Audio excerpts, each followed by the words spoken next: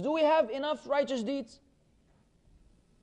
Can someone say, I am sufficient, I've done so many rak'at and read so much Quran? Fine. Does anyone have a guarantee that these deeds were accepted? Were we sincere enough when we performed them? Did we wrong other people, which in effect took away from our good deeds? Many people do have good deeds. They do have good deeds, but so much dhulm to other human beings, sometimes to one's parents, that it will take away all of these good deeds. You all know the hadith of the bankrupt. The hadith of Abu Hurairah and Bukhari and Muslim, when the Prophet ﷺ said to Sahaba, do you know who the bankrupt one of my ummah? They said the bankrupt one who doesn't have money, doesn't have clothes, doesn't have food.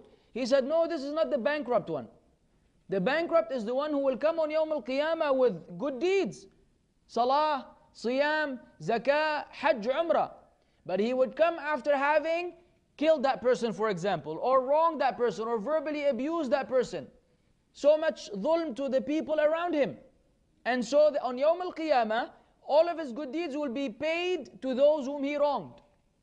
If he runs out of good deeds, not enough good deeds to pay back the dhulm that he was engaged in this dunya, the matter gets worse. Their evil deeds will be removed from them and placed on him. And then he will be thrown into the hellfire. This is an issue which we often neglect.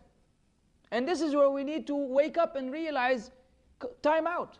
Yes, you may be doing a lot of good deeds, alhamdulillah, but what about others? What about parents? What is the concept of being dutiful to the parents? And what is the concept of wronging the parents? We have a misconception about that. The way we hear people now speak to their parents on the phone, the way you see the teenagers of this day, as if his dad is his son. This is beyond haram. This could wipe out your good deeds from scratch. Could leave you bankrupt 100%, because this is displeasing to Allah. Allah commanded us in the parents, وَبِالْوَالِدَيْنِ إِحْسَانًا. Ihsan is not just doing the job. Ihsan is excelling, achieving excellence in regards to your parents. One word you may say to your mom and dad that hurts their feelings, wallahi could wipe out all of our good deeds. One word. We take it lightly. The parents are after Allah's rights, and the Messenger ﷺ, the greatest right is the rights of the parents. You have to think 1,000,000 times before you say a word that may be displeasing to them. And if they're disputing amongst each other, you have to calculate 1,000,000 times before you take sides with one over the other, by wronging either the father or the mother. You have to know how to work your own situation out with your own parents, making sure that everyone is happy with you, provided that they're not telling you to disobey Allah. In which case, you obey Allah while maintaining respect to them, while making them feel that you feel sorry that you had to disobey them, but the right of Allah is superior to theirs.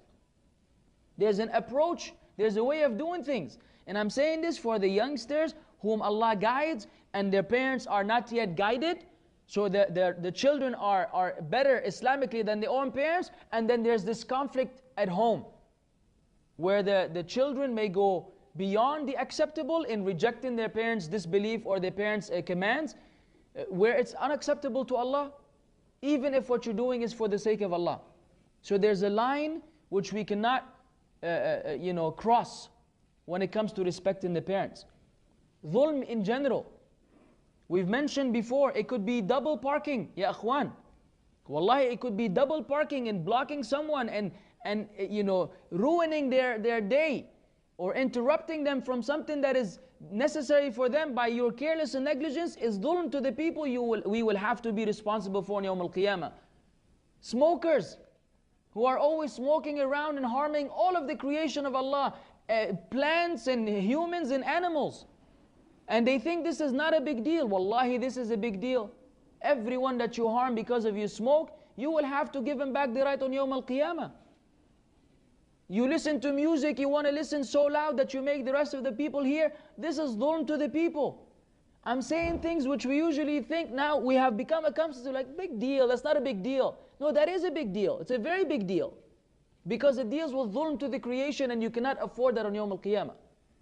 So one shouldn't just feel satisfied, but the shaitan would want us to feel this way. Oh, you have many good deeds, don't worry. Your good deeds will outweigh the bad deeds. Yeah, this is provided that all the good deeds were accepted and there's no dhulm to the creation. But which one of us is like that?